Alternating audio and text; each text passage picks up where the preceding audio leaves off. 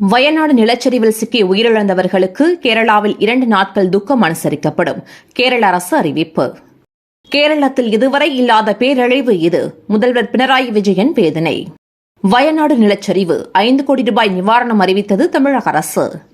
வயநாடு நிலச்சரிவு நெஞ்சை பதற வைக்கின்றன. மீட்புப் பணிகளை துரிதப்படுத்த கமல் கோரிக்கை. தமிழக மீனவர்கள் 23 பேர் விடுதலை. 3 18 மாதம் சிறை. 5 படகுகள் அரசுடைமை. இலங்கை நீதிமன்றம் தீர்ப்பு.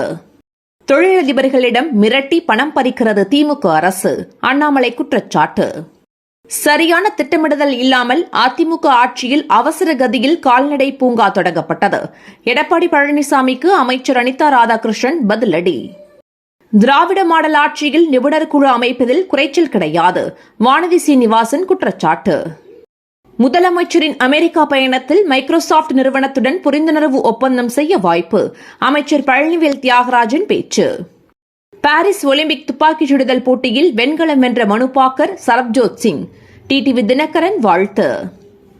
நீண்ட காலத்துக்கு இரு மாநிலங்களுக்கு இடையே நல்ல நட்புறவு வேண்டுமென்றால் மேகதாதுவில் அணை கட்டுவது அவசியம். கர்நாடக முதல்வர் சித்தராமையா பேச்சு. நாட்டின் எந்த மாநிலமும் பின்தங்குவதை நான் விரும்பவில்லை. தொழில்துறை மாநாட்டில் பிரதமர் மோடி உரை.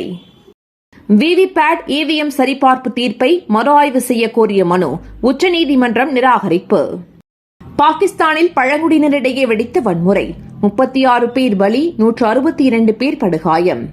தமிழ்நாட்டில் 13 மாவட்டங்களில் மழைக்கு வாய்ப்பு. வானிலை ஆய்வு மையம் அறிவிப்பு. தினம் தினம் நடக்கும் முக்கிய நிகழ்வுகளை சுருக்கமாகவும் தெளிவாகவும் தலைப்புச் செய்திகள் வழியே அறிந்து கொள்ள QLN நியூஸ் சேனலை சப்ஸ்கிரைப் செய்யவும்.